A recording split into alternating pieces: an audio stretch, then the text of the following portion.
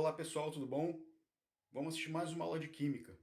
E no final do vídeo, não esqueça de dar o seu like. Abraços!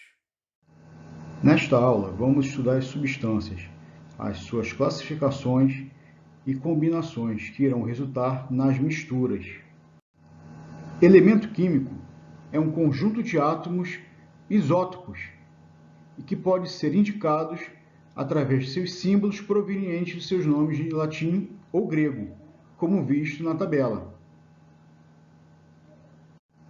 As substâncias têm suas representações através de fórmulas, nas quais indicam a quantidade de elementos químicos presentes e o número de átomos destes elementos existentes na própria molécula.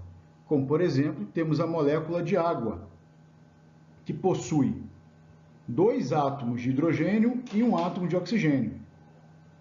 No outro exemplo, temos a molécula da glicose, que tem 6 átomos de carbono, 12 átomos de hidrogênio e 6 átomos de oxigênio. As substâncias podem ser classificadas em substância simples ou elementar, quando são formadas por um único elemento químico. No exemplo, temos O2, O3, P4, Fe, Na, ou seja, todos apenas com o mesmo elemento químico, diferenciando apenas na quantidade de átomos. Isso gera um fenômeno chamado de alotropia. É quando o elemento químico é capaz de formar 2 ou mais substâncias simples diferentes. No exemplo, temos o oxigênio, que pode formar o gás oxigênio, cuja fórmula é O2, ou o gás ozônio, cuja fórmula é O3. Temos também as substâncias compostas, que são formadas por mais de um elemento químico, como, por exemplo, a água, o gás carbônico, o bicarbonato de sódio.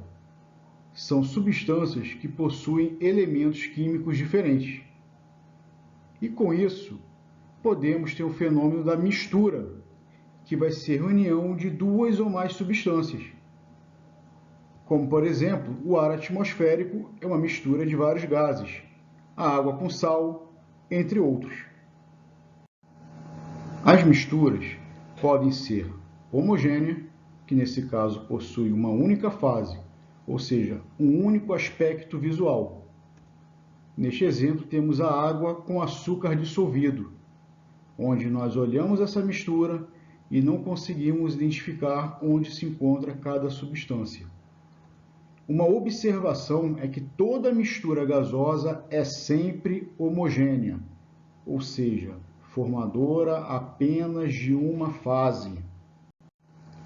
O outro tipo de mistura é a heterogênea, que possui mais de uma fase, ou seja, mais de um aspecto visual. Como, por exemplo, a água com óleo. Nós podemos verificar onde está a água, onde está o óleo. Outro exemplo é o granito, que apresenta 3 fases: o quartzo, o feldspato e a mica.